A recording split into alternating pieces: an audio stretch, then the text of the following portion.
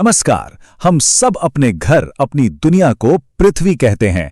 ये एक ऐसा शब्द है जिसे हम रोज इस्तेमाल करते हैं, पर क्या कभी हमने सोचा है कि इस एक नाम के पीछे विज्ञान और हजारों साल पुरानी कहानियां दोनों कैसे छिपी हुई हैं? आज हम इसी दिलचस्प पहेली को सुलझाने की कोशिश करेंगे। तो सवाल एकदम सीधा सा है, आखिर हम अपनी दुनिया को पृथ्वी ही क्यों कहते हैं? कोई और नाम क्यों नहीं? ये नाम आया कहां से? चलिए इसका जवाब ढूंढते हैं, और यकीन मानिए ये जवाब हमें विज्ञान और पौराणिक कथाओं की एक बहुत ही शानदार यात्रा पर ले जाने वाला है। अच्छा, तो इस नाम के रहस्य तक पहुंचने से पहले ये जरूरी है कि हम पहले अपने ग्रह को थोड़ा और बेहतर तरीके से समझें। मतलब उस जगह को जिसे हम अपना घर कहते हैं, इसकी कहानी तो अरबों साल पुरानी है, और सच कहूं तो किसी भी कल्पना से कहीं ज्यादा हैरान करने वाली है। जरा इस टाइमलाइन पर एक नजर डालिए, सोच कर देखिए। लगभग 4.5 अरब साल पहले, जब कुछ नहीं था सिवाय धूल और गैस के एक विशाल बादल के, उसी से हमारे इस ग्रह का जन्म हुआ। और फिर ज्यादा वक्त नहीं लगा, मतलब कुछ 100 मिलियन सालों के अंदर ही इसके महासागरों में जिंदगी की पहली आहट सुनाई दी। आज हम अपने आसपास जो भी देख रहे हैं, ये सब कुछ उसी लंबी अविश्वसनीय यात्रा का ही तो नतीजा है। और ये बात बड़ी मजेदार है ना? हम इसे कहते तो पृथ्वी है, मतलब जमीन, लेकिन देखिए इसकी सतह का 71% हिस्सा तो पानी से ढका हुआ है। जमीन तो सिर्फ 29% है। और यही पानी और जमीन का अनोखा संतुलन है जो हमारे मौसम को, यहाँ के जीवन को, हर चीज को आकार देता है। सोचिए, ये पूरा ब्रह्मांड कितना विशाल है, कितना बड़ा है। और इस पूरी कायनात में अब तक हम सिर्फ एक ही ऐसी जगह के बारे में जानते हैं जहां जिंदगी पनप सकी, और वो है हमारी पृथ्वी। यही एक बात इसे पूरे ब्रह्मांड में सबसे ज्यादा खास और कीमती बना देती है। लेकिन एक बात समझनी होगी, यहां जिंदगी का सफर हमेशा से आसान नहीं रहा है। अब जो आंकड़ा सामने आ रहा है वो शायद चौंका दे। हमारे ग्रह पर अब तक जितनी भी प्रजातियां आईं, उनमें से 99% से भी ज्यादा विलुप्त हो चुकी हैं, खत्म हो चुकी हैं। ये आंकड़ा हमें बार बार याद दिलाता है कि जिंदगी कितनी डायनामिक और साथ ही कितनी नाजुक चीज है।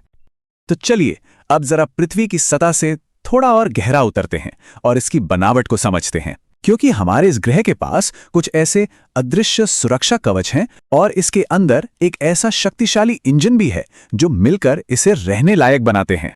ये जो हमारा वायुमंडल है ना, ये सिर्फ सांस लेने के लिए गैसों का एक मिक्सचर नहीं है। नहीं, ये तो एक मल्टी लेयर्ड शील्ड की तरह है, एक ढाल। सोचिए, इसकी ओजोन परत हमें सूरज की खतरनाक यूवी किरणों से बचाती है। यही वायुमंडल अंतरिक्ष से आने वाले उल्कापिंडों को हम तक पहुंचने से पहले ही घर्षण से जलाकर खाक कर देता है। और तो और ये पृथ्वी के तापमान को भी कंट्रोल में रखता है। सच तो यह है कि इसके बिना यहां जीवन का होना संभव ही नहीं था। और अगर हम धरती के अंदर झांकने की कोशिश करें तो ये किसी प्याज की तरह कई परतों से बनी है। इसके बिल्कुल सेंटर में है एक ठोस कोर, जिसके चारों तरफ पिघले हुए लोहे का एक पूरा तरल महासागर है। और मजे की बात यह है कि इसी तरल हिस्से के घूमने की वजह से एक और अदृश्य सुरक्षा कवच बनता है, हमारा मैग्नेटिक फील्ड। ये हमें सूरज से आने वाले सोलर तूफानों से बचाता है। और इन सब के ऊपर है वो पतली सी परत जिसे हम क्रस्ट कहते हैं, जिस पर हम सब रहते हैं। तो ये तो हो गई विज्ञान की बात। हमने अपने ग्रह को वैज्ञानिक नजरिए से समझ लिया। अब लौटते हैं अपने उस पहले सवाल पर कि आखिर पृथ्वी नाम के पीछे का राज क्या है। और इसका जवाब हमें विज्ञान में नहीं, बल्कि एक बहुत ही प्राचीन कथा में मिलता है। ये कहानी हमें मिलती है हिंदू धर्म के एक बेहद अहम ग्रंथ श्रीमद् भागवत महापुराण में। यह हमें एक ऐसे महान राजा के बारे में बताती है जिनके कामों की वजह से हमारी इस दुनिया को एक नई पहचान, एक नया नाम मिला। इस कहानी के जो नायक हैं वो हैं राजा पृथु। उन्हें एक बहुत ही वीर और महान राजा बताया गया है। और इतना ही नहीं, उन्हें तो श्री हरि यानी भगवान विष्णु का ही एक अंश अवतार माना जाता है। कहते हैं कि उनके समय में धरती पर अकाल जैसी स्थिति आ गई थी, अन्न और औषधियों की भारी कमी हो गई थी। और ये जो लाइन है, ये दरअसल पूरी कहानी का सार है। कथा के अनुसार उस समय धरती ने अपने सारे खजाने, अपना सारा अन्नजल छिपा लिया था। तब राजा पृथु ने अपने पराक्रम और शौर्य से धरती को फिर से उपजाऊ बनाया, और उसमें से सबके लिए, सबके भले के लिए अन्न, खनिज और तमाम औषधियां बाहर निकाली। उन्होंने धरती को एक मां की तरह, एक पालक के रूप में फिर से स्थापित किया। पर बस उनके इसी महान काम के सम्मान में इस धरा को, इस जमीन को एक नया नाम मिला, उनके नाम पर पृथ्वी। तो ये नाम सिर्फ एक नाम नहीं है, ये राजा पृथु के पराक्रम और धरती को पोषित करने वाले उनके गुण की एक यादगार है। तो अब देखिए, हमारे पास दो अलग अलग कहानियां हैं।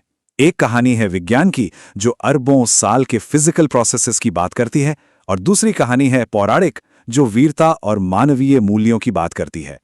चलिए देखते हैं कि ये दोनों मिलकर हमारे ग्रह की कैसी तस्वीर पेश करती हैं। एक तरफ विज्ञान हमें बताता है कि पृथ्वी कैसे बनी, कि ये धूल और गैस से फिजिकल लॉस के हिसाब से बनी। वहीं दूसरी तरफ पौराणिक कथा हमें एक सांस्कृतिक क्यों का जवाब देती है कि इसका नाम पृथ्वी क्यों पड़ा। ये नाम एक ऐसे राजा के सम्मान में रखा गया जिसने इसकी देखभाल की, इसे पोषित किया। तो कह सकते हैं कि एक कहानी अस्तित्व की है और दूसरी पहचान की। और अंत में हम इसी सवाल पर आकर रुकते हैं कि अपने घर, अपनी पृथ्वी को पूरी तरह से समझने के लिए क्या सिर्फ विज्ञान के तथ्य काफी हैं, या फिर हमें उन कहानियों को भी जानना और समझना होगा जो हमें बताती हैं कि हमारा इस ग्रह के साथ रिश्ता क्या है, हम इससे कैसे जुड़े हैं। शायद असली और पूरी समझ इन दोनों की मिलने से ही बनती है।